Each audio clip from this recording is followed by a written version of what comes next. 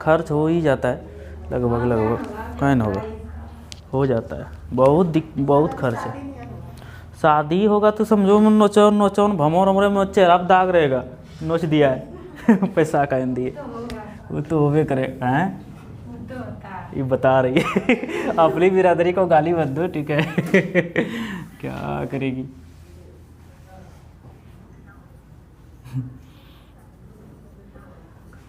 बड़ा दिक्कत है।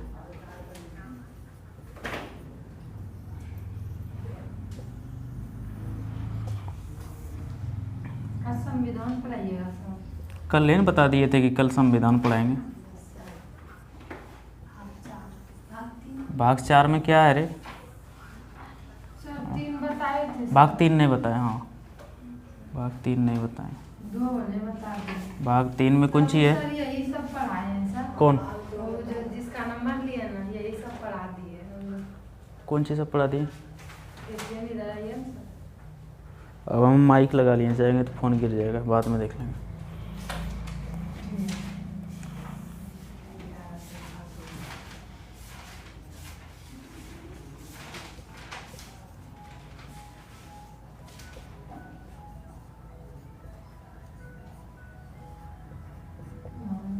सर भाग 2 तक बता दीजिए। जिनको नहीं बताएं परेशान नहीं होइएगा, भाग 2 में दोबारा फिर बताएंगे, ठीक है?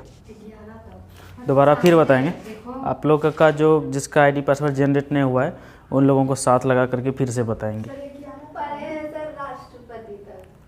पढ़े हैं? याद है आपको? बहुत पहले याद किए थे सर। भूल गए होंगे तो फिर हम समझा देंगे, आपको याद करने का ज़रूरत नहीं पड़ेगा।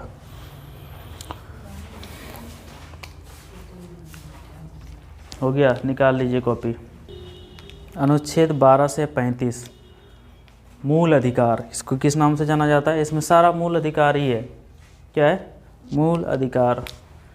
मूल अधिकार इसको बोलते हैं, लिख देते हैं मूल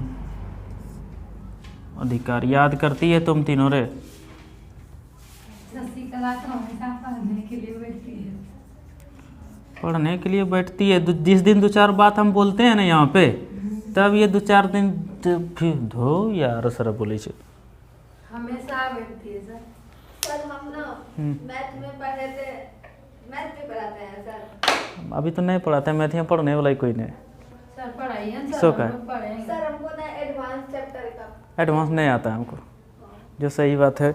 देखिए दूसरी बात है कि हम जो है जनरल कंपटीशन का तैयारी करते हैं, लेकिन हम मेनली अभी इसका तैयारी करते हैं बीपीएससी का, ठीक है? बीपीएससी में भी हम तैयारी करते हैं एपीओ, असिस्टेंट प्रोसिक्यूशन ऑफिसर। उसके बाद हम करते हैं सिविल जज, ठीक है? BSc में मैथ नहीं है सर। हाँ ना, मैथ नहीं पूछता है। सिविल जज है।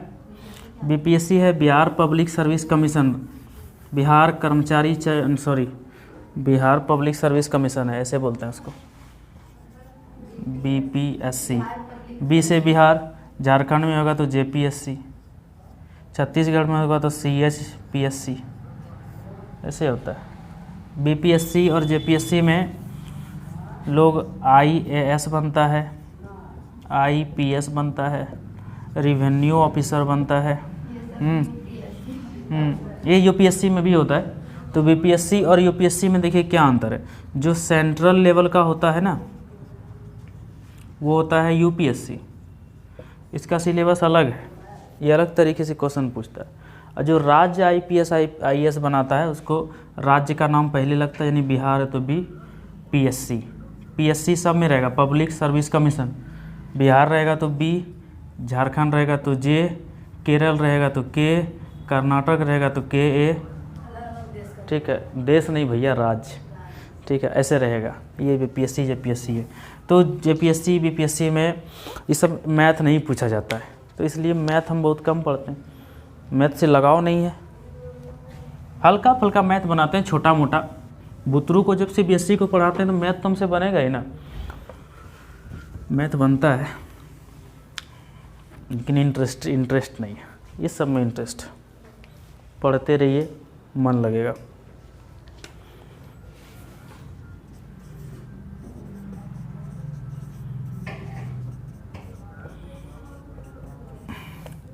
हाँ, कहीं हल्ला मत कर देना जाके क्या आईपी क्लास में सर संविधान पढ़ाते, तो बोलेगा कंप्यूटर क्लास में संविधान का क्या काम है। लेकिन जो बोलती है सर। हैं मारे करें कहूँ बोलते हैं रे। सपना बोलती है क्या? नहीं सर। बोलो ना, हमको कोई दिक्कत नहीं, हमको मुँह में याद हम जब होगा तभी छोड़ देंगे, हमको कोई दिक्कत नहीं है। तो पढ़ाते हैं और अच्छा ही है सर। हाँ, हाँ बोले हम लोग को संविधान भी पढ़ाते हैं। पहले ही पढ़ाते हैं। पहले ही दिन हम बता दिए थे कि जो चीज़ हम यहाँ पढ़ा देंगे ना, वो पैसा दे करके भी आपको दिक्कत होगा, नहीं पूछ पाइएगा वहाँ। अब पूछिए इनको, जिस हिसाब से पढ़ाते हैं तुमको ऐसा लगता है कि याद करने का ज़रूरत पड़ेगा? ये लगता है यहीं याद हो जाएगा।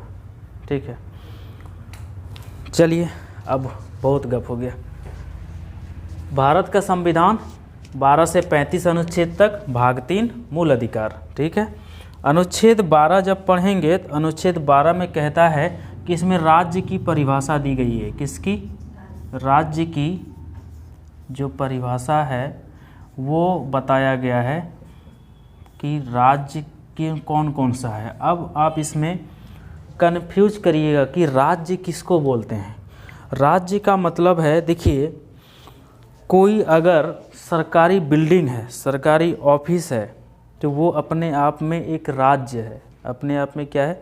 एक राज्य है। कोई भी सरकारी कर्मचारी जो किसी सरकारी कार्यालय में काम करता है वो अपने आप में एक राज्य है। एक स्कूल वो अपने आप में एक, जो क्या बोलते हैं, सरकारी स्कूल, वो अपने आप में एक राज्य है। वहाँ का समाहरणालय का कोई ऑफिस अपने आप में राज्य है। तो राज्य हम उसको बोल सकते हैं जो राज्य के अंतर्गत आता है। एक आम आदमी के लिए ये राज्य की परिभाषा नहीं है। राज्य किसको किसको बोलते हैं, ये सब कुछ अनुच्छेद 12 में अच्छे से दिया हुआ है कि राज्य हम किसको बोलेंगे। जो अभी आपको एग्जांपल दिए हम कि जो ऑफिस है, कभी आप देखिएगा जब केस होता है ना मैटर में, तो लिखता है, मतलब सरकार पर केस करते हैं आप, सरकार पर केस होता है ज़मीन के मामले में, यह सरकारी ज़मीन है, इस पर कोई कब्जा कर लिया तो सरकार उस पर केस करती है। तो ऐसे लिखा जाता है केस। एक तो केस था जो अनुच्छेद 21 वाला बताए थे, जैसे था पुट्टा स्वामी वर्सेस भारत संघ, ऐसे लिखा जाता है। केस देखें? केस नहीं देखे होंगे आप लोग, केस नहीं जानते। जो कोर्ट कचहरी में जो केस चलता है, कैसे केस चलता है, देखिए राज्य को समझ गया ना। इतना याद रखना है कि अनुच्छेद 12 में किसकी परिभाषा दी गई है, राज्य की परिभाषा। इससे आगे कहीं कुछ नहीं पूछेगा, उसको छोड़ दीजिए। देखिए जो कोर्ट केस चलता है ना, इसमें 2 आदमी होता है, 2 आदमी। मान लीजिए एक शकुंतला है और एक सपना है, दोनों लड़ाई कर ली, 2 आदमी मर गया। जो 2 आदमी होता है, एक तरफ लिखेंगे सपना और एक तरफ लिखेंगे शकुंतला, लिख दिए।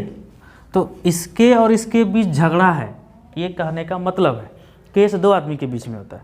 अब इस आदमी में सपना के मम्मी को सान लेंगे, सपना के पापा को सान लेंगे, सपना के मामा, सपना के मामी, चाची, नानी, परदादी, छरदादी, सबको सबका नाम दे देता है। एक तरफ हो गया, ये एक पार्टी बन गया। दूसरा शकुंतला का नाना नानी, सास ससुर, साला भैंसुर सब दे दिया। अरे किसी का भी दे सकते हैं, मेरा मन है। केस तो ऐसा चीज़ है कि किसी को भी फंसा दें। हाँ, किसी को भी फंसा दें। हाँ, इस तरह होता है केस। सरकार पर जब कोई केस होता है ना, तो अगर ये केंद्र सरकार पर केस हो रहा है तो लिखता है भारत संघ। सुप्रीम कोर्ट में जो केस जाता है, राज्य में जो केस जाता है वो होता है वर्सेस बिहार। क्या होता है? वर्सेस बिहार या वर्सेस राज्य, ये ऐसा होता है केस। समझ गए कि केस कैसे होता है? केस फाइल कभी कभी देखिएगा, केस पूछता है कंपटीशन में। आप लोग तो अभी कंपटीशन को ध्यान में ही नहीं दे रहे हैं, पढ़ा रहे हैं तो धीरे धीरे इससे आ जाएगा बहुत क्वेश्चन। अनुच्छेद 13 क्या कहता है? अनुच्छेद 13 क्या कहता है? किन्हीं को याद है या कोई पढ़े हैं? आप बताइए काजल, अगर आप पढ़े हैं अनुच्छेद 13 क्या कहता है? हम जो पढ़े थे सर, इम्पोर्टेंट आर्टिकल ही पढ़े थे। मतलब हाँ, समझ गए। कंपटीशन के लेवल से लुसेंट वगैरह में जो दिया है, नहीं, हम ट्यूशन से ही पढ़े थे सर, लेकिन सर सारा आर्टिकल नहीं बताए थे, बीच बीच में छोड़ के बताए थे। अच्छा, किन के यहाँ पढ़े थे आप? दीपराज। अच्छा, दीपराज बाबू, ठीक, क्या लेना देना है, कंपटीशन वाले को उतना ही मतलब रहता है, ठीक है। अरे यार, तो वकील साहब पढ़ लेते हैं कभी कभार तो बता देते हैं क्या रे, इसीलिए पढ़ लीजिए। 13 भी महत्वपूर्ण है। देखिए, जो मूल अधिकार है, मूल अधिकार में परिवर्तन किया जा सकता है। मूल अधिकार जो है उसमें हम परिवर्तन कर सकते हैं। जैसे संपत्ति का जो अधिकार था पहले मूल अधिकार था। सोचिए, अगर संपत्ति का अधिकार मूल अधिकार होता तो क्या होता? आज आपके पास बहुत पैसा होता, कुछ नहीं कर पाते। पैसा बहुत होना, किसी भी तरीके से कमा सकते तो कोई नहीं ना पूछता। मूल अधिकार का मतलब है कि आपके अधिकार के बारे में कोई नहीं पूछेगा। पूछेगा क्या? आप यहाँ पढ़ने आते हैं, आपके माँ बाप भाई के अलावे कोई दूसरा रोड पर आदमी पूछेगा कि कहाँ जा रहा है? नहीं पूछेगा। मूल अधिकार वही है। हम सुबह उठ करके 6 बजे नहाएंगे, नए नहाने का मन है ठंडा में, कोई ज़बरदस्ती नहवा देगा? नहीं नहवा देगा। वैसा चीज़ जो हमको कोई ज़बरदस्ती नहीं करवा सकता है, खुद का मालिक है, वो मेरा मूल अधिकार है। सोना भी मूल अधिकार है। सोते हुए व्यक्ति को जगाना भी जो है ना सजा है। सोते हुए व्यक्ति को जगाना नहीं चाहिए। इसलिए कभी कभी अपना हस्बैंड जो है कि वाइफ पर पड़ाक लपड़ मार देता है, नींदम जगाए छे, ठीक है। तो मूल अधिकार का जो संरचना है ना, जो मौलिक अधिकार का संरचना है, उसको बदला जा सकता है। अनुच्छेद 13 के तहत संविधान के अनुच्छेद 13 में कहा गया है कि जो मूल अधिकार का जो संरचना है उसको संसद को चेंज करने का अधिकार है। मूल अधिकार की संरचना को संशोधित करने का अधिकार, संशोधित करने का अधिकार, ये है अनुच्छेद 13 में। अनुच्छेद 13 कहता है कि जो मूल अधिकार है, इसमें संसद को अधिकार है कि वह मौलिक अधिकारों को जो मूल संरचना है उसमें संशोधित कर सकती है, लेकिन उसकी जो मूल संरचना है उसको परिवर्तन नहीं करेगा। यहाँ लिख लीजिएगा, मूल संरचना को परिवर्तन किए बिना, ब्रैकेट में लिख लीजिएगा नीचे, मूल संरचना को परिवर्तन किए बिना, यानी जो उसकी मूल संरचना है उसको परिवर्तन नहीं करेगा, लेकिन उसको संशोधित कर सकता है। ये अधिकार किस में है? संविधान के अनुच्छेद 13 में है। संविधान के अनुच्छेद 13 में है। अनुच्छेद 14 क्या कहता है? कोई जानते हैं?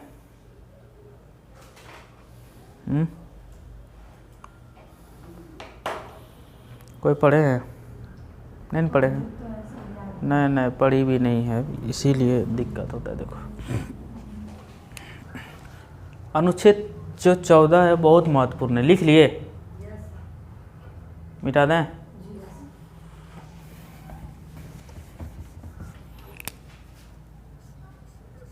अनुच्छेद 14 कहता है विधि के समक्ष समानता। विधि मीन्स कानून, यहाँ लिख दे रहे हैं पहले, अभी लिखिएगा नहीं। विधि के समक्ष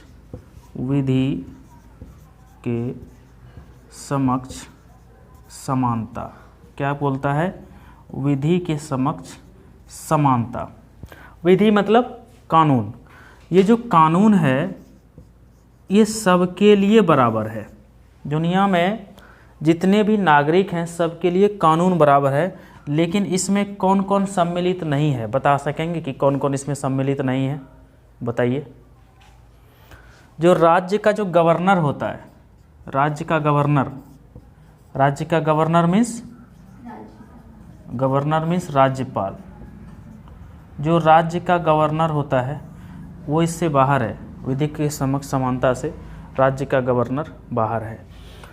अनुच्छेद 14 ये कहता है कि कानून के समक्ष पॉलिटिकल नेता हो, बड़ा आदमी हो, छोटा आदमी हो, किसी भी कास्ट का हो, लड़का हो, लड़की हो, उसको बराबर नज़र से देखा जाएगा। ऐसा नहीं कि कोई बड़ा आदमी है तो उसको हम ज़्यादा छूट दे देंगे, या कोई छोटा आदमी है तो उसको हम पकड़ के बांध लेंगे। होता उसी तरह से है अभी, ठीक है, होता उसी तरह से है, लेकिन संविधान बोल दिया है कि नहीं, विधि के समक्ष हम सबको समान देंगे, समान होना चाहिए सबके साथ व्यवहार। और एक चीज़ है, जो राज्य का जो गवर्नर है, इसको जो इस कानून से बाहर रखा गया है, ये किस अनुच्छेद के तहत, कौन सा अनुच्छेद है?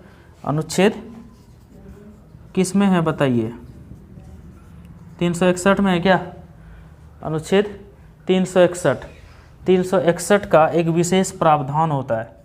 361 के विशेष प्रावधान के कारण राज्यपाल को विधि के समक्ष समानता के इससे इसको बाहर रखा गया। ठीक है, बाहर रखने का मतलब है कि इनके साथ हमारे देश में राष्ट्रपति और हमारे राज्य में राज्यपाल बहुत बड़ा पद होता है। राष्ट्रपति फर्स्ट पर्सन ऑफ कंट्री, हमारे देश के लिए फर्स्ट पर्सन ऑफ कंट्री यानी first person of India. Bharat का पहला आदमी अगर बोला जाए तो कौन होता है? भारत का राष्ट्रपति। तो उसके लिए कुछ विशेष उपबंध होते हैं, विशेष प्रावधान होते हैं, उसको आप छोड़ दीजिए। लेकिन अनुच्छेद 14 में आपको यही बोलता है कि विधि के समक्ष समानता। कोई क्वेश्चन पूछ देगा कि बताइए विधि के समक्ष समता का जो प्रावधान है किस अनुच्छेद में है, तो अनुच्छेद 14 में है। अनुच्छेद 14 में। अब आप लिख सकते हैं, लिख लीजिए अनुच्छेद 14। भारत के राष्ट्रपति को भी छूट है उससे। अरे होता है ना, मान लीजिए कि उन क्या बोले उसको, पूछ लीजिएगा जयकांत सर से कि इस अनुच्छेद में क्या है, नहीं बोले थे। अब जयकांत सर जो सुन लिए उनको लग जाए गुस्सा आ गया, हमको चैलेंज किया है, तो गड़बड़ाइए जाएगा। वैसा कोई मोटो नहीं रहता है, लेकिन फिर भी कौन सा अनुच्छेद होगा? अनुच्छेद 15। अनुच्छेद 15 क्या कहता है? देखिए अनुच्छेद 15 कहता है कि किसी भी, पहले लिख ही देते हैं, किसी भी जाति, धर्म, मूल वंश, किसी भी जाति, धर्म, मूल वंश या स्थान विशेष पर कोई भेदभाव नहीं होगा। क्या नहीं होगा? भेदभाव नहीं होगा। किसी भी धर्म, जाति, मूल वंश, लिंग या जन्म स्थान के आधार पर कोई भेदभाव नहीं होगा। मूल वंश या जन्म स्थान विशेष पर कोई भेदभाव नहीं किया जा सकता या नहीं होगा। होगा या किया जा सकता, नहीं किया जा सकता, नहीं किया जा सकता। ठीक है, समझिए इसको। लिख लिए हैं तो बोलिएगा। देखिए किसी भी जाति, धर्म के विशेष पर आधार पर, बहुत सारा जाति होता है, कोई यादव है, कोई ब्राह्मण है, कोई समझिए SC ST कैटेगरी में आता है। ठीक, तो यहाँ पे सबसे पहला पॉइंट है जाति। जाति आधार पर कोई भेदभाव नहीं होगा। समाज में होता तो है, लेकिन संविधान बोल दिया है कि नहीं भैया, भेदभाव नहीं करेंगे। हम अगर ब्राह्मण हैं तो सामने वाला अगर अछूत भी है तो अछूत बनाया कौन? पहले के समय में जो धर्म चलता आ रहा था, ब्राह्मण लोग, वो लोग बनाया, वो लोग ना बनाया जी कि ये अछूत है, ये दलित है। अभी भी कहीं कहीं कास्ट में कास्टिज्म हो जाता है। लोग बोलता है कि इसके हाथ का पानी मत पियो, उसके हाथ का पानी मत पियो। तो यहाँ पे जाति विशेष पर भेदभाव हो जाता है। उस भेदभाव को रोकने के लिए आर्टिकल 15 बनाया। और धर्म, हम हिंदू हैं, हम मुस्लिम हैं, अगर हमको तुम काट देगी तो क्या हमारे बॉडी से क्या हरा खून आएगा?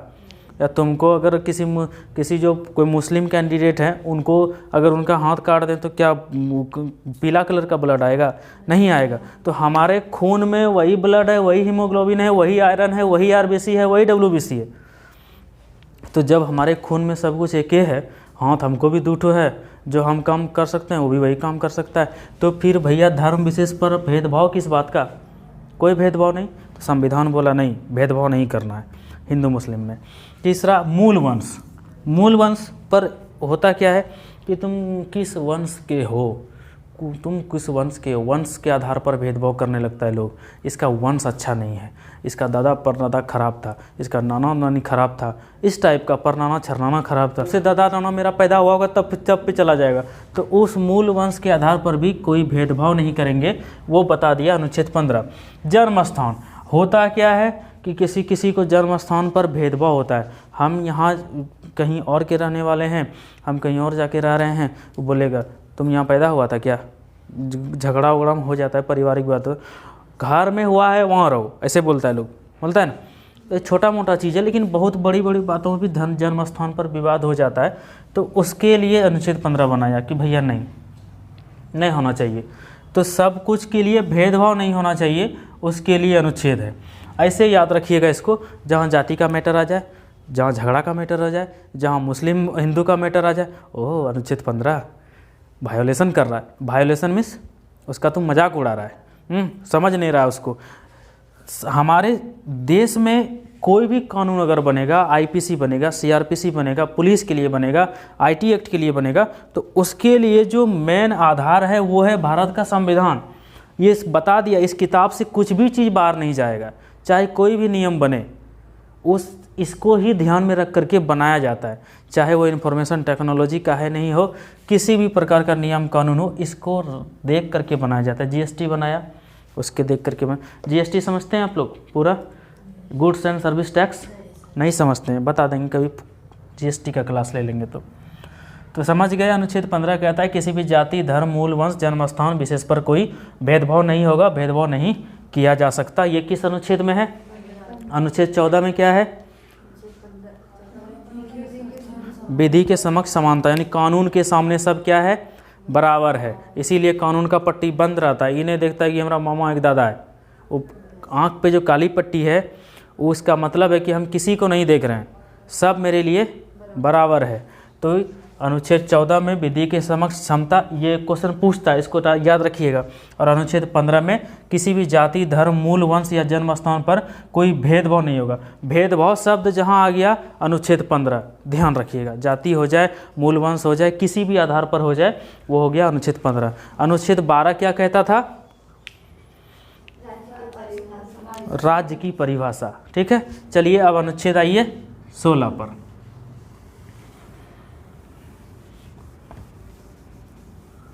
कल बताए थे शिक्षा का अधिकार किस अनुच्छेद में है? नहीं, हाँ 21 में है, राइट टू प्राइवेसी, न्याय बतेबो का अधिकार। ठीक है, शिक्षा का अधिकार किस में था? अनुच्छेद 21A में था। किस संविधान संशोधन से जुड़ा? किस संविधान संशोधन से आया हमारा शिक्षा का अधिकार? कल बताए थे कि 86वां संविधान संशोधन था, 86वां संविधान संशोधन था। और इससे ये हमारा मूल जो शिक्षा का अधिकार है 21A, ये हमारा मूल अधिकार बन गया। जब ये मूल अधिकार नहीं था तो इसके पहले ये कौन सा मतलब अनुच्छेद में था? कल बताए थे किस अनुच्छेद में था इसके पहले? शिक्षा का अधिकार अभी वर्तमान में 21A में है, इसके पहले किस अनुच्छेद में था? इसके पहले था अनुच्छेद 45 में। याद भूल जाओ, हम खाली बकबक करते रहते, अपना खाना पचा रहे हैं। ठीक है, अनुच्छेद 45 में था। और अनुच्छेद 45 किस भाग में आता है? ये क्वेश्चन पूछेगा। कौन सा भाग? अनुच्छेद 45 12 से 35 तक भाग 3 में है, तो 45 आगे चला गया तो किस भाग में होगा? भाग 4 में होगा। और भाग 4 में क्या है? भारत का क्या है बताओ? भाग 4 में कौन सी है? कुछ नहीं, बताओ, मत बताओ। राज्य के नीति निर्देशक तत्व है, राज्य के नीति निर्देशक तत्व, राज्य के नीति निर्देशक तत्व हैं भाग 4 में है। बताए थे सब। ई तो हम भले नहीं लिखे थे, लेकिन ये तो लिखे थे ना। मैं जरूर नहीं लिखे थे, सिर्फ एक चीज बताए थे। अब वीडियो में है, धोइए देंगे अभी पकड़ के। वीडियो में देखना तुम, इसीलिए तो रिकॉर्ड कर लेते हैं। तुम बोल दे कि हमको मान लेंगे, नहीं ना। याद रखना। 86, देखिए फिर से बोल देते हैं। शिक्षा का अधिकार वर्तमान में भारत के संविधान के अनुच्छेद 21A में है। ठीक है। दूसरा, किस संविधान संशोधन हो करके हमारा मूल अधिकार बना? 86वां संविधान संशोधन। और 86वें संविधान संशोधन यानी हमारा जो शिक्षा का अधिकार है, मूल अधिकार बनने के पहले ये हमारे किस अनुच्छेद में था? अनुच्छेद 45, और अनुच्छेद 45 किस भाग में आता है? भाग 4, और भाग 4 में क्या है? राज्य के नीति निर्देशक तत्व। और इस शिक्षा के अधिकार के तहत कितने से कितने वर्ष तक के बच्चों को मुफ्त शिक्षा प्रदान करने की व्यवस्था की गई है? 6 से 14। ठीक है,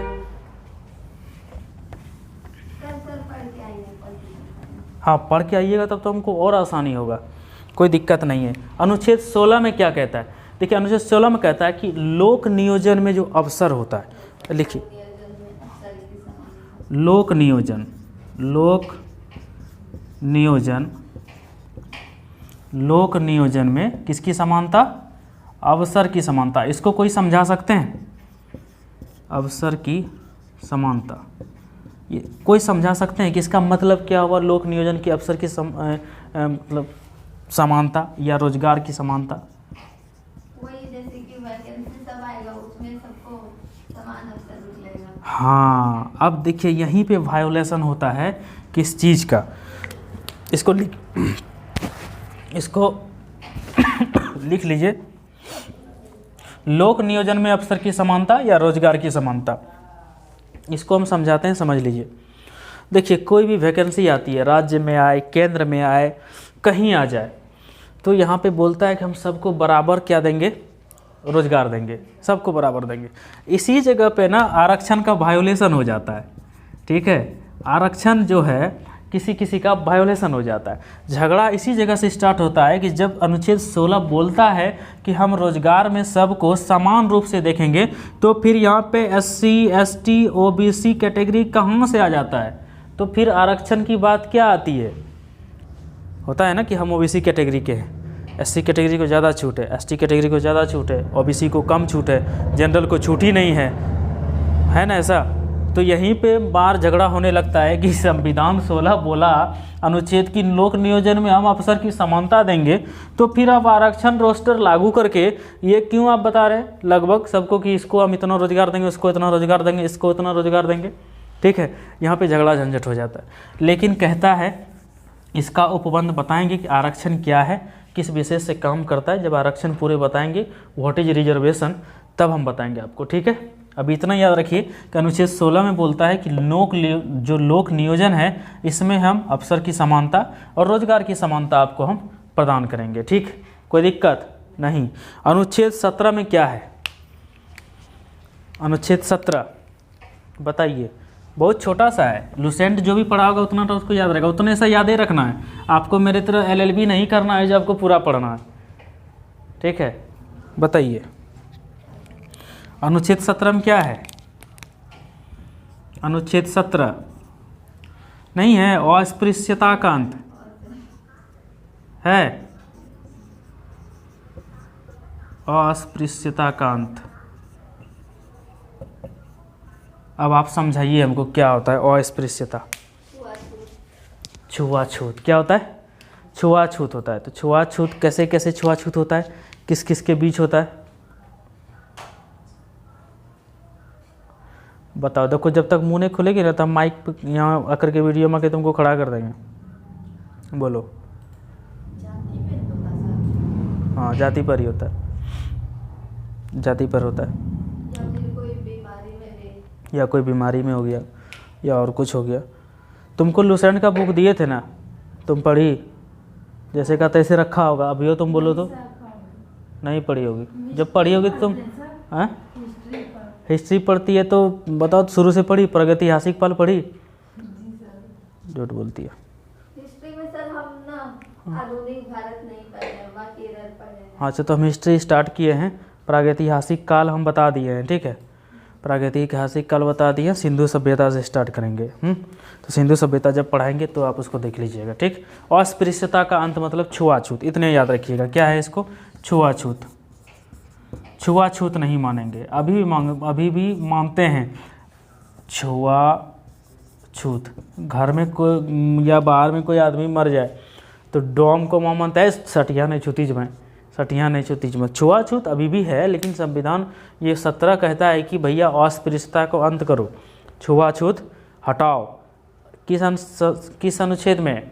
अनुच्छेद 17 में। अनुच्छेद 18 में क्या कहता है? अरे कौन गंगा जी, हमको तो समझ में नहीं आता कि आजकल का गंगा जी तो गंगा जी है ये नहीं है। घर में हम बताते हैं आजकल स्थिति ऐसा है, सास और बहू झगड़ा कर रही है, झगड़ा करती है घर में, और पुतहू बाहर में जाके सत्संग करती है, और वही सास और पुतहू का ही कहानी जपती है।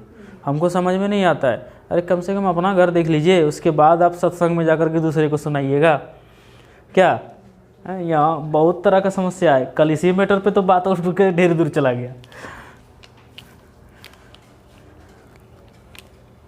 अनुच्छेद 18, अनुच्छेद 18 क्या कहता है? याद हो तो बताइए। अनुच्छेद 18 है उपाधियों का अंत।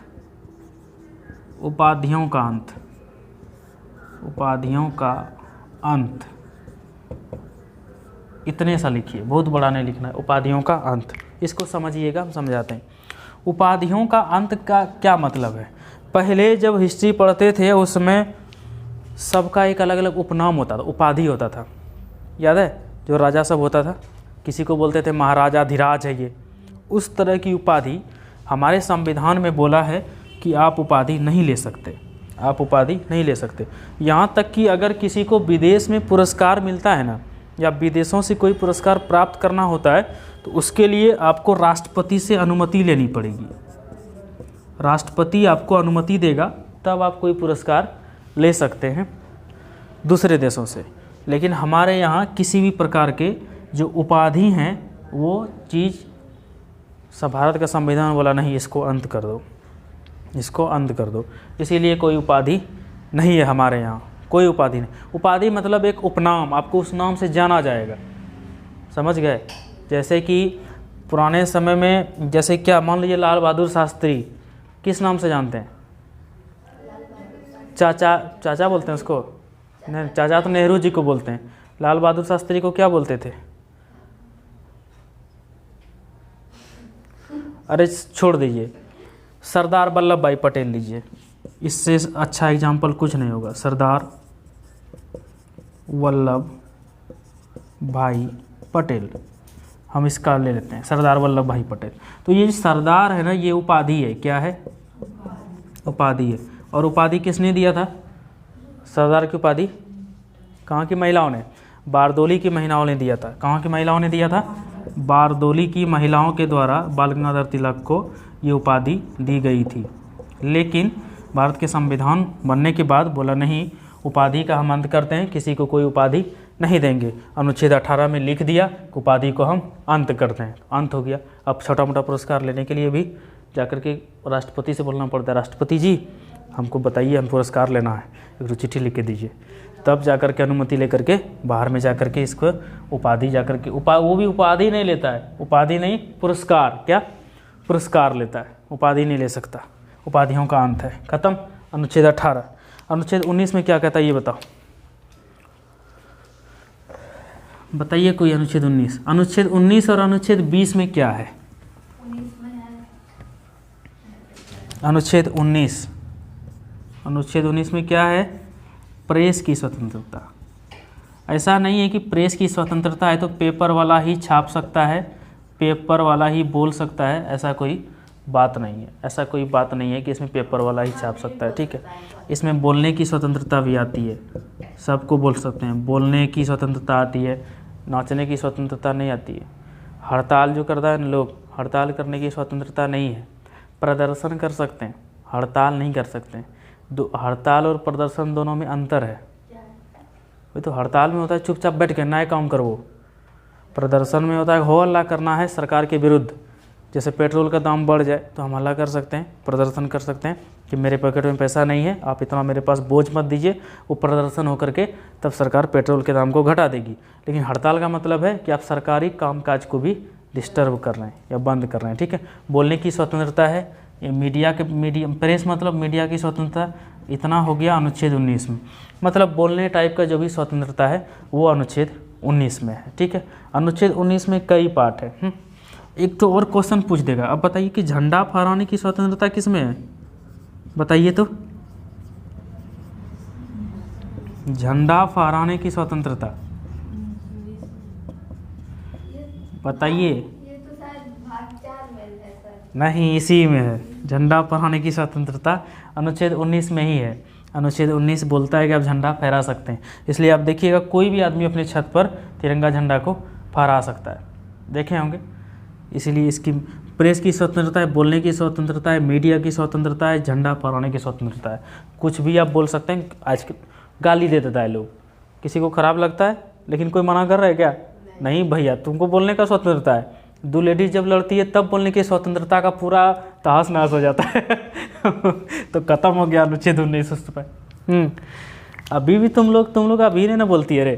तुम जाओ तो खाली दूसरे घर, उसके बाद देखना किस तरह चाँव चाँव करेगी।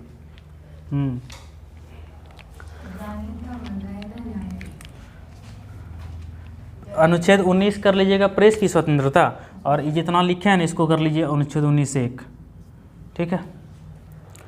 अनुच्छेद 19 लिख के डैश दे दीजिए, लिख दीजिए प्रेस की स्वतंत्रता, और अनुच्छेद 19 लिख करके ये सारा चीज़ लिख लीजिए। 19(1) इसी में हो जाएगा। दूसरे घर जाएगी तब ना पता चलेगा। अरे जाएगी तो हम तो देख देख के रहेंगे ना कि कहाँ गई है। हाँ, तो क्या होगा वो अनुच्छेद 19(2). अनुच्छेद 19(2) में क्या कहता है? अभी जो बता रहे थे, हड़ताल उड़ताल वगैरह करने के लिए या सम्मेलन करने के लिए, कहीं कोई सम्मेलन होता है तो आप सम्मेलन कर सकते हैं। मतलब सम्मेलन करने की स्वतंत्रता है। किसकी? सम्मेलन करने की स्वतंत्रता है, सम्मेलन की स्वतंत्रता। लेकिन किस तरह की? किस तरह का सम्मेलन? हथियार लेके जाएंगे? हथियार लेके जाएंगे? इसको बोलते हैं किस तरह की स्वतंत्रता? शांतिपूर्वक। किस तरह करना है आपको? शांतिपूर्वक करना है। और किस तरह करना है भैया? शस्त्र लेके नहीं जाना है, गोली बंदूक नहीं, निशस्त्र। क्या बोलते हैं उसको? निशस्त्र। आप निशस्त्र, बिना शस्त्र के शांतिपूर्वक आप सम्मेलन कर सकते हैं। क्या कर सकते हैं? शांतिपूर्वक आप सम्मेलन कर सकते हैं। यह है इसमें सम्मेलन हो गया आपका, वो प्रदर्शन हो गया, सब 19(2) में ही आ जाता है। ठीक, कोई दिक्कत? 19(2). 19(3) में क्या आता है? और 19(3) यहीं पे लिख देते हैं। अनुच्छेद 19(3). अनुच्छेद 19(3) में है समूह बनाने की स्वतंत्रता। किसकी? समूह बनाने की। समूह बनाने की स्वतंत्रता। समूह बनाने की या समूह या संघ बनाने की स्वतंत्रता। समूह या संघ बनाने की स्वतंत्रता। समझे? समूह या संघ क्या है? गांव में बन गया, 4 आदमी मिल करके बना लिया स्वयं सहायता समूह। पॉलिटिकल पार्टी हो गया, वो बना लिया समूह। हाँ, हमारे जेडी हैं, हम बीजेपी हैं, वो बना लिया समूह। तो ये है अनुच्छेद 19(3) में संघ बनाने की स्वतंत्रता है 19(3) में। और 19(2) में आपका सम्मेलन की स्वतंत्रता, जिसमें आप हड़ताल वगैरह कर सकते हैं। कोई इसमें समस्या नहीं है, कोई दिक्कत। अनुच्छेद 19 काफ़ी महत्वपूर्ण है। जब हम 14 से स्टार्ट किए ना, 14 महत्वपूर्ण है, 15 महत्वपूर्ण है, 16 महत्वपूर्ण है, 17 महत्वपूर्ण है, 18 महत्वपूर्ण है, और 19 आपका भी महत्वपूर्ण है। ठीक है। अब एक चीज़ है कि हम कहीं भी इधर उधर जा सकते हैं, घूम फिर सकते हैं। तो घूमने फिरने की स्वतंत्रता किस में है? 19 के 4 में। 19 लिख लीजिए, 19 के 4 में। अनुच्छेद 19 के 4 में क्या है? अनुच्छेद 19(4). अनुच्छेद 19(4) में कहता है घूमने फिरने की स्वतंत्रता। हाँ, इसी के भाषा में लिख लीजिए विचरण करने की स्वतंत्रता। विचरण करने की स्वतंत्रता। विचरण करने की स्वतंत्रता किस में है? वो है आपका अनुच्छेद 4 में। जैसे हमको जाना है हरिद्वार, हमको जाना है उत्तराखंड, हमको जाना है चेन्नई, हमको जाना है मुंबई, तो विचरण कर सकते हैं हम। तो ये अनुच्छेद 19(4) कहता है कि हम भारत में कहीं भी चर सकते हैं। चर मतलब विचरण कर सकते हैं, घूम फिर सकते हैं। इसीलिए लोग कहीं भी आ जा सकता है, जम्मू कश्मीर जा सकता है, हिमाचल प्रदेश जा सकता है, लद्दाख जा सकता है, तो जहाँ होगा वैष्णो देवी घूम सकता है। हर जगह लोग घूम फिर सकता है, कोई दिक्कत नहीं है। ठीक है। अब 19(5) में क्या कहता है? निवास करने की स्वतंत्रता। भारत के किसी भी हिस्से में हम 19(5) के तहत निवास कर सकते हैं। भारत का जो 19(5) है वो कहता है कि हम भारत में कहीं भी रह सकते हैं। देख रहे हैं ना, मेरे बाबूजी अगर बहुत पैसा वाला रहते तो जम्मू कश्मीर में जाके घर ले लेते, रहते पहाड़ पे, बर्फ़ पे एकदम बढ़िया से। तो किसी भी स्थान पर निवास करने की स्वतंत्रता, किसी भी, ऐसे लिखिए भारत के किसी भी, नहीं तो ऐसे आप विदेशों में बोल दीजिएगा, भारत के किसी भी स्थान पर निवास करने की स्वतंत्रता, निवास करने की स्वतंत्रता किस अनुच्छेद में है? अनुच्छेद 5 में। किस में? अनुच्छेद 19 के 5 में है। ठीक है, अरे बाप रे, हो गया। ये वाला याद रखिएगा, एक तो रखिएगा झंडा फहराने की स्वतंत्रता किस में है, एक तो रखिएगा विचरण करने की स्वतंत्रता किस में है, एक तो रखिएगा भारत में किसी भी स्थान पर निवास करने की स्वतंत्रता किस में है, बोलने की स्वतंत्रता किस में है। लेकिन ये वाली स्वतंत्रता विदेशियों को प्राप्त नहीं है, ये आप ध्यान रखिएगा। विदेशियों को ये अनुच्छेद 19(1) की स्वतंत्रता प्राप्त नहीं है। बाहर से कोई आदमी अगर घूमने आता है तो ये सारी स्वतंत्रता विदेशियों को प्राप्त नहीं है। ठीक है, अब एक लास्ट अनुच्छेद आज बता देते हैं, अनुच्छेद 20। अनुच्छेद 20 क्या कहता है बताइए तो काजल आप। इसमें ना 18 में अपना हो सकता है। 18(1) में नहीं है, कुछ संविधान संशोधन होगा, अगर जोड़ने का रहेगा 18 में तो 18(1) हो जाएगा। ठीक है, उसमें नहीं है। जिसमें है जोड़ा हुआ, क्या फर्स्ट दिन ही जब आईपीसी सीआरपीसी हम बताए थे कि हम क्या बोले थे कि संविधान को संशोधित किया जा सकता है, उसको बहुत बड़ा किया जा सकता है, लेकिन कैसे? अगर अनुच्छेद 18 है तो अगर संशोधन होगा तो इसमें इसको कर देगा 18A, 18B, 18C, इस टाइप से कर देगा, लेकिन उसी अनुच्छेद में रहेगा। बात समझ में आई? तुम लेकिन लाल पीला हो जाती है तुरंत, पूरा इसको बैठते बैठते थोड़ा ये हो जाता है, इसको कभी कोई मन नहीं लगता है क्या रे? हाँ, नींद आने लगता है इसको। हाँ, नींद जब आए ना तो उसके लिए ठंडा पानी पियो, नींद भाग जाएगा। अनुच्छेद 20 क्या कहता है बताइए तो। नहीं, वो बताएंगे कि आपातकाल के दौरान कौन कौन सी स्वतंत्रता आपकी खत्म हो जाती है, वही नहीं बोलना चाह रहे हैं। 21 में तो राइट टू प्राइवेसी है, न्याय बतेबो का अधिकार। न्याय बतेबो मतलब राइट टू प्राइवेसी। ठीक है, इसको बोलते हैं। अनुच्छेद 20 कहता है अपराध के संबंध में जो दोष सिद्धि है, लिख लीजिए पहले, अपराध के संबंध में दोष सिद्धि, लिखिए ऐसे, दोष सिद्धि संरक्षण, दोष सिद्धि संरक्षण का अधिकार, दोष सिद्धि संरक्षण का अधिकार। ठीक है, अपराध के संबंध में दोष सिद्धि संरक्षण का अधिकार है अनुच्छेद 20 में। अनुच्छेद 20 में यही कहता है। क्या है ये चीज़ जानते हैं? ये चीज़ है आपका, कोई आदमी अपराध कर लेता है, कोई आदमी चोरी कर लेता है, कोई आदमी डकैती कर लेता है, तो यहाँ पर अगर ये वाला अनुच्छेद नहीं रहता ना तो क्या होता, पुलिस अपने से सज़ा दे देती या जनता उसको खुद से पीट के मार देती। लेकिन यहाँ पे बोला नहीं, जो अपराध किया है जब तक उसका दोष सिद्ध ना हो जाए तब तक उसको क्या करो, संरक्षण दो। तो उसी तरह कोई अपराध कर दे तो सोचिए कि क्या होगा, दोष सिद्धि करना पड़ेगा, दोष सिद्ध करिए तब उसको सज़ा मिलेगी। कोर्ट प्रोसीजर यही है, दोष सिद्धि सीआरपीसी। तो कोर्ट बताएगा कि भैया ये अपराधी है कि नहीं है, फलाना आदमी को इसने मारा है कि नहीं मारा है, तो ये अनुच्छेद 20 के तहत उसको संरक्षण मिलता है। इसीलिए कोई चोरी डकैती गोली मारने से थोड़ा किसी को दिक्कत है, मार देगा, हमरा मारवाएं, कुछ नहीं। मतलब समझिए कि आम आदमी से ज़्यादा सुरक्षित तो पुलिस के हाथ में है, पुलिस उसको नहीं छू सकता है, नहीं मार सकता है। दूसरी बात, पुलिस के सामने हम बोल देंगे कि हाँ हम चोरी किए हैं, हाँ हम चोरी किए हैं, तो पुलिस को दिया गया बयान कोर्ट में एडमिसिबल नहीं होता, यानी कोर्ट में उसका कोई वैल्यू नहीं होता है।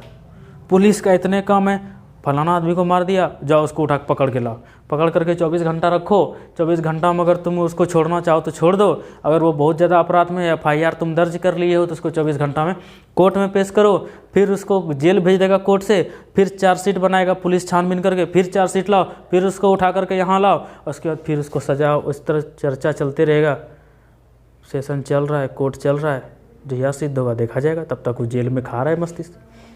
समझे? पुलिस का काम इतने हैं, सिर्फ पकड़ करके लाना, पुलिस को सज़ा देने का अधिकार नहीं है। सजा देने का अधिकार जज को है। तो अपराध के संबंध में दोष सिद्धि संरक्षण का अधिकार अनुच्छेद 20 में है। कोई दिक्कत, समझने में कोई परेशानी नहीं ना, याद रह जाएगा। अनुच्छेद 14 में क्या है, समानता का अधिकार। अनुच्छेद 15 में क्या है, अनुच्छेद 16 में क्या है, अनुच्छेद 17 में क्या है, अनुच्छेद 18 में क्या है, अनुच्छेद 19 में क्या है, अनुच्छेद 1 में क्या है, अनुच्छेद 2 में क्या है, अनुच्छेद 3 में क्या है, अनुच्छेद 4 में क्या है, अनुच्छेद 5 में क्या है, 19(5) में क्या है, निवास करने की स्वतंत्रता। अनुच्छेद 4 में क्या है, 19(4) में घूमने फिरने की स्वतंत्रता। 3 में क्या है, संघ बनाने की स्वतंत्रता, समूह बनाने की स्वतंत्रता। 2 में क्या है, हड़ताल करने का अधिकार नहीं है, प्रदर्शन करने का अधिकार है, शांतिपूर्ण, निशस्त्र, बिना शस्त्र के, गोली बंदूक नहीं होना चाहिए। इतना तो याद हो जाएगा, इतना तो याद होना चाहिए। सोचिए अनुच्छेद 1 से लेकर के अनुच्छेद 20 तक आपको बता चुके, ठीक है। एक तो पहला वाला आप वीडियो देख लीजिएगा, ठीक है। वो वाला जो वीडियो था उसमें जो कौन सा अनुच्छेद बताए थे रे, शुरू में जो बोले थे कि इसको समझने में बड़ा दिक्कत होता है, ठीक है। उसमें हाँ भाग 2 में 5 से 11 तक है, तो 8 तक हम लोग पढ़े, 7 तक नहीं किए। तो वीडियो में देख लेना, ठीक है, वीडियो में देख करके छाप लेना, कोई दिक्कत नहीं है। हाँ, संघ बनाने की जो पहला वाला जो अनुच्छेद 1 है ना, उसमें बताए थे ना कि यूनियन और संघ में क्या अंतर है। आप उस वीडियो को देखिएगा, अनुच्छेद 1 से 11 का, ठीक है। तो यूनियन और संघ को हम अच्छे से बता दिए हैं, ठीक है, उसको देख लीजिएगा। और आज इसको यहीं से यहाँ तक रहने दीजिए। 12 से 35 स्टार्ट किए हैं, तो 20 के बाद कल बता देंगे 10 तो 30 हो जाएगा। दूसरे तीसरे दिन 35 तक ख़त्म। मूल अधिकार जो राइट टू प्राइवेसी, शिक्षा का अधिकार, उसमें संविधान संशोधन कब हुआ था वो भी बता देंगे, और क्यों हुआ था, किस अनुच्छेद या किस संविधान संशोधन से आया, किस अनुच्छेद में पहले था, सब बता देंगे, ठीक है। जैसे शिक्षा का अधिकार तो आधा बता ही दिए, कल आधा बकबक कर दिए, अभी तुरंत रिवाइज करा दिए। फिर जब आएंगे अनुच्छेद 20 हो ही गया, तो कल तो 21 पे ही जाएंगे। 21 में जाएंगे तो राइट टू प्राइवेसी फिर से दोबारा बताएंगे, राइट टू प्राइवेसी क्या है, मोबाइल के बारे में, टेलीफोन के बारे में, आपके बारे में राइट टू प्राइवेसी है, ठीक है। कोई आदमी कपड़े किस तरह से पहनता है वो भी उसका अधिकार है, कोई मना नहीं कर सकता। कल इस बात पर चर्चा कर रहे थे कि अगर लड़की छोटा कपड़ा पहनती है तो उसको कोई कुछ बोल नहीं सकता है। अगर हम ऐसे नंगे पाँव चल रहे हैं तो हमको कोई कुछ नहीं बोल सकता, हम खड़ाम पहन के चलेंगे तो हमको कोई कुछ नहीं बोल सकता है, समझ गए। अब क्या बताएंगे, सब कुछ तो बता दिए। कंप्यूटर का शॉर्टकट की बताएंगे, कंप्यूटर का हम फंक्शन की बता दिए, उसका वीडियो अपलोड है, ठीक है। तो कीबोर्ड पढ़ा दिए तो हाँ, कीबोर्ड वो तो फंक्शन की कल तो बताए, तो 6 से लेकर के 12 तक, कल तो तुम थी, तुम नहीं थी कल 6 से 12 नहीं, कल ही बताए, लेकिन उसका ना वीडियो अपलोड नहीं कर पाए हैं, ठीक है। लगा नहीं, हमको लगता है हो गया होगा, उसको कल ही मतलब छोड़ देंगे तो अपलोड हो जाएगा, उसको देख लीजिएगा।